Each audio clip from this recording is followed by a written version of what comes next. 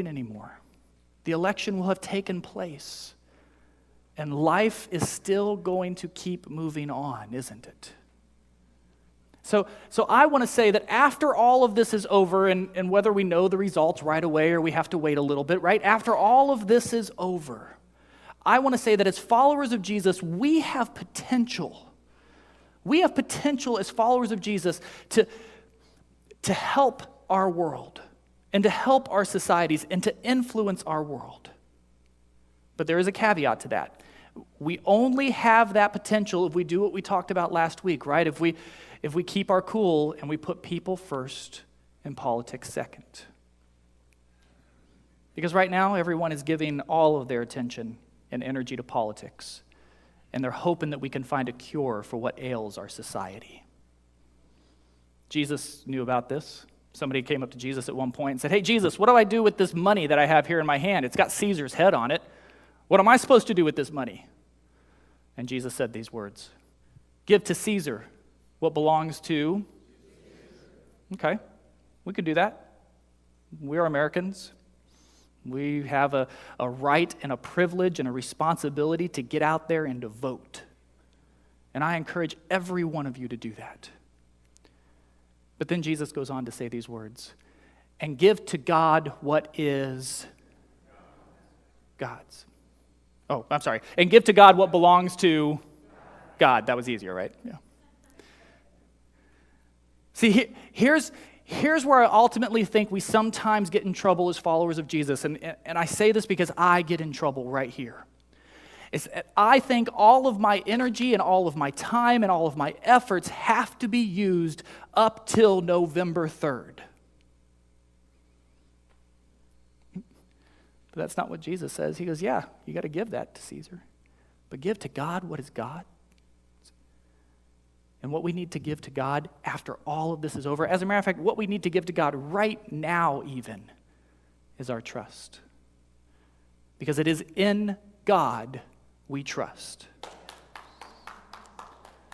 You know, it's interesting, during the Civil War, back when our country was experiencing a lot of the same type of debates and political arguments that you see now, right? During the Civil War, the Secretary of the Treasury told the Director of the Mint to add this motto, "In God we trust," to our U.S. coins. And he said this when he wrote the letter. He said, "No nation can be strong except in the strength of God, or safe except in his defense. The trust of our people in God should be declared." And since 1864, "In God we trust" has appeared on U.S. coins. Now, once this election is over, regardless of the outcome, those who are followers in Jesus, we have an ability and we have something that we should be doing, and that is that we should be directing people, directing our society to give to God what is rightfully his, our trust. But I got to tell you, and this is where we're going to start today, we can't insist on this for others if we aren't willing to embrace this motto personally. Regardless of your partisan aspirations or affiliations, it is hypocritical to demand others do something to do yourself. See, "In God we trust" shows that we're able to rise above any temporary political system, exchange of power, or issues we are presented with in this life. Because when we trust God, we have the freedom to accept election outcomes. Now, there's a big difference between trusting a political system or a candidate and accepting a political system or a candidate. Accepting the outcome of an election shows that we firmly believe that God is in control. When we can accept the outcome, we firmly believe that God is in control. There's this very, very frustrating verse in Romans chapter 13. It's actually the first verse of Romans chapter 13. And it's so frustrating for me because I believe in democracy. I think democracy is a fantastic system of government that we happen to be in. And this verse frustrates me so much because this verse reminds me that Christianity, being a follower of Jesus, isn't about democracy. That it's a worldview, that it's a lifestyle, that it's who we're supposed to be. And so you want to know what the Apostle Paul says that frustrates me so much? Check this out. Here's what he says. Everyone must submit to governing authorities, for all authority does what? Comes from your vote. No, that's not what that says, does it? It says comes from God. And those in positions of authority have been placed there by God, by you. Oh no, by God.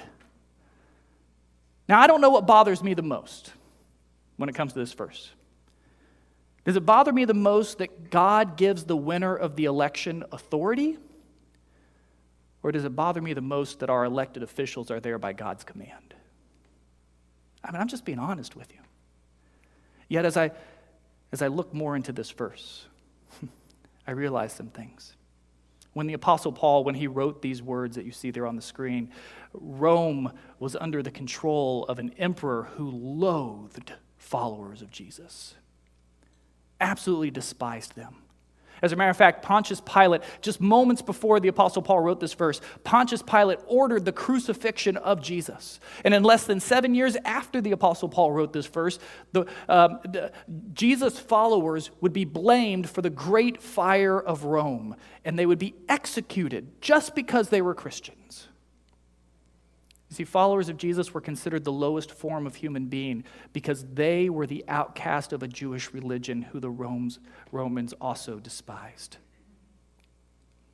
And the Apostle Paul understood that although the Romans were no friends to Jesus, he still saw their authority as legitimate because the Apostle Paul believed that God was in control. Every leader in power, good or bad, according to the Apostle Paul, is ultimately surrenders to God's purpose and plan.